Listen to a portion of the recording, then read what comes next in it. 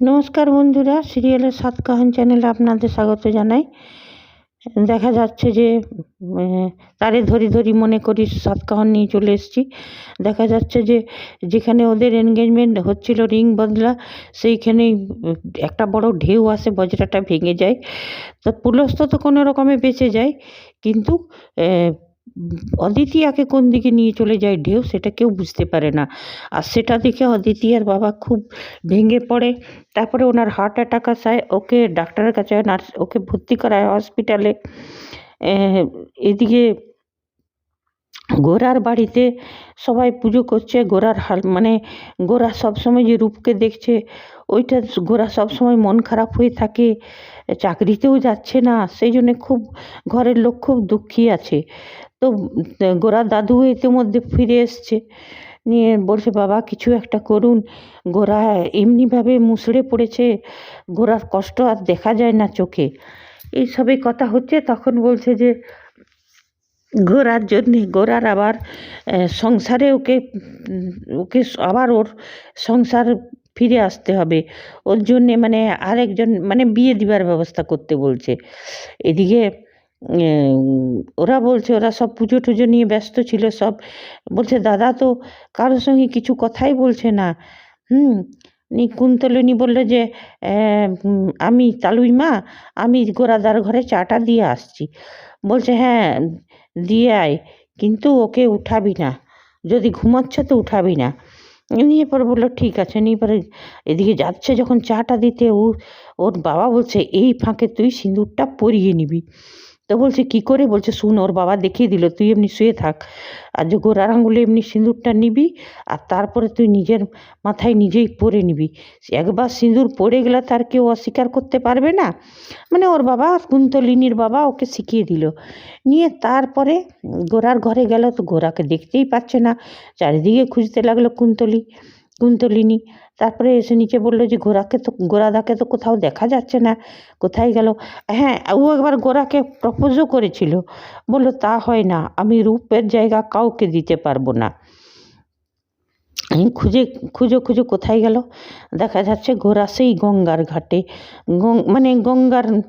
গঙ্গা নদীর মাঝখানে নৌকাতে করে যাচ্ছে। তো বলছে যে কোথায় যাবে গোরা ভাই, এই গোরা বাবা কোথায় যাবে? বলছে যেদিকে দু চোখ যায় সেই দিকেই যাব, দেখি যত দূর ভবিতব্য প্রভু নিয়ে যায় তত দূরেই যাব, এর বেশি তো আর যেতে পারবো না। তারপরে গোরা গান ধরল, তারে ধরি ধরি মনে করে, ধরতে গিয়ে আর পেলাম না, দেখেছি রূপসাগরে মনের মানুষ কাঁচা সোনা। গান ধরেছে, গান করছে যখন গোরা মনের আনন্দে, তখন দেখা যাচ্ছে যে যে মাঝি নৌকা চালাচ্ছিল সে বলছে যে গোরা বাবা দেখো মানুষ। তারপরে দেখছে একটা দ্বীপের মতো ছোট মতন টিলার মতন, সেইখানে নদীর মধ্যেই সেইখানে একজন কেউ পড়ে আছে। গোরা নৌকা থেকে লাফ দিয়ে সাঁতরে সাঁতরে গেল, তারপরে উঠালো। আর ওই যে সাপটা যে দেখা যাচ্ছিল, সেই এতক্ষণ পাহারা দিচ্ছিল, ওর বডি কাউকে ছুঁতে দিবে না, চাই ওর কোনো ক্ষতি করবে না, এই সাপটা ভালো সাপ।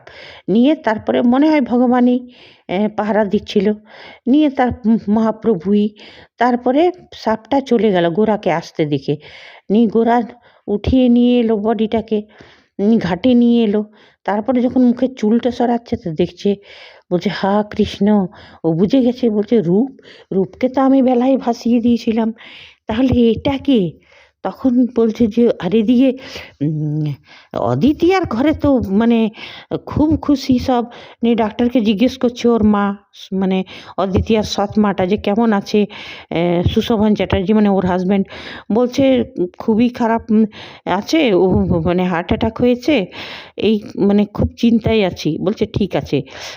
এদিকে পুলস্ত আর ওই খুব খুশি ওরা, হিয়া তো খুব খুশি। বলছে যে আন্টি, একদিক থেকে পুলস্ত বলছে ভালোই হলো, কেন কি যদি আমাদের কাজটা অনেকটা কমে গেল, যদি এখন এবারে তো হিয়াই একমাত্র সন্তান থাকলো, তাহলে তো সুশোভন চ্যাটার্জির সব সম্পত্তির মালিক হিয়া, আর এদিকে যে জয়াদি আছে ও চা দিতে আসছিল, ও সব কথা শুনছে। বলছে তারপরে তো ভালোই হলো, তাহলে তো এবারে হয়ে গেল, আমাদের যেটা আমরা প্ল্যান করেছিলাম সেটা আমাদেরকে করতে হলো না, ওটা তো আমাদের কাজটাই কমে গেল ওই ঢেউ সেদিন এই মানে দুর্ঘটনাটা হয়ে। জয়া কিন্তু সব শুনে নিল। তারপরে বলছে যে সে তো ঠিক আছে পুলিশ তো, কিন্তু আমার একটা জিনিস মনে হচ্ছে, যদি কোনো রকমের দিতি বেঁচে ফিরে আসে তবে। বলছে যে না, ও বেঁচে ফিরে আসবে না। বলছে তাও যদি বেঁচে ফিরে আসে তবে। তখন বলছে বেঁচে ফিরে এলেও আর বেঁচে থাকবে না। এইটা শুনে নিল জয়া।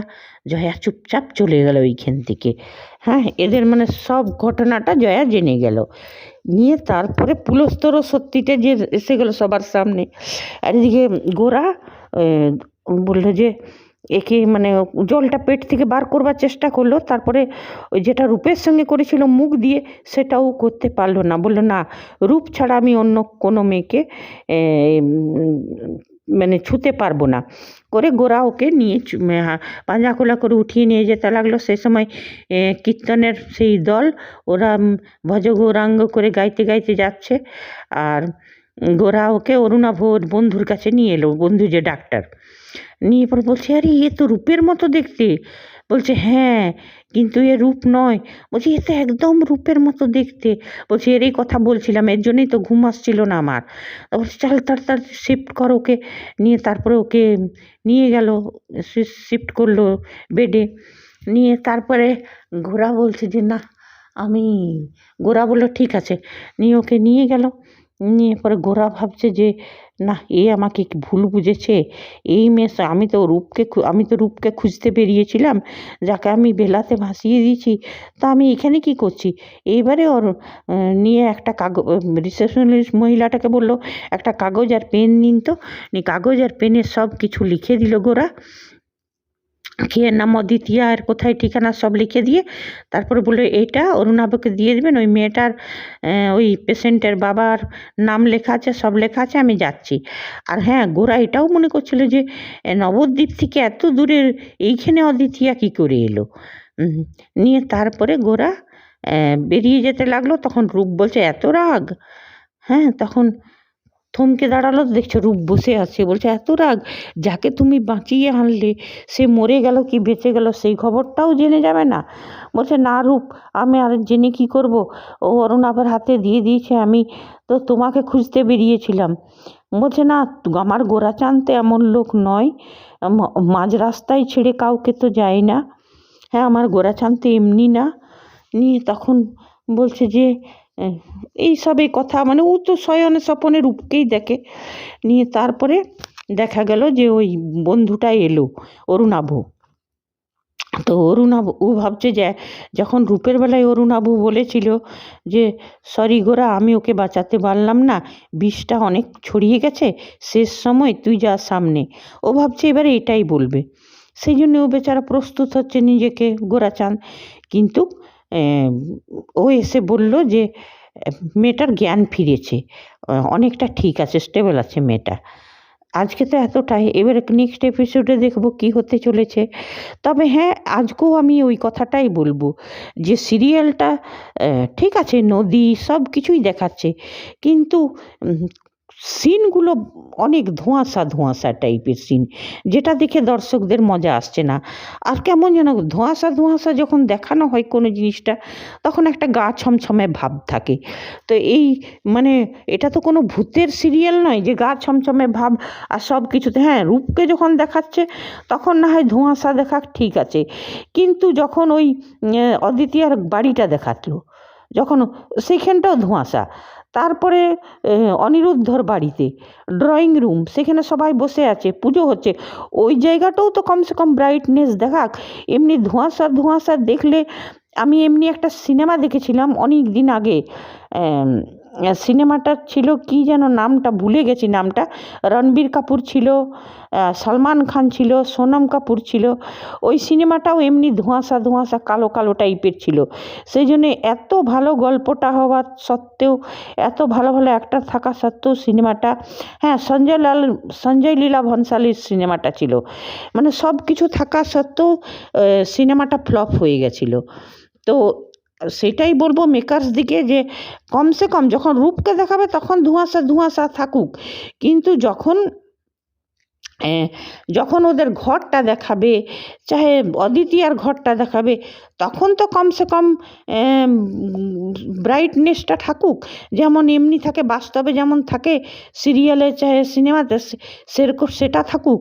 সে না, সব জায়গায় ধোঁয়াশা।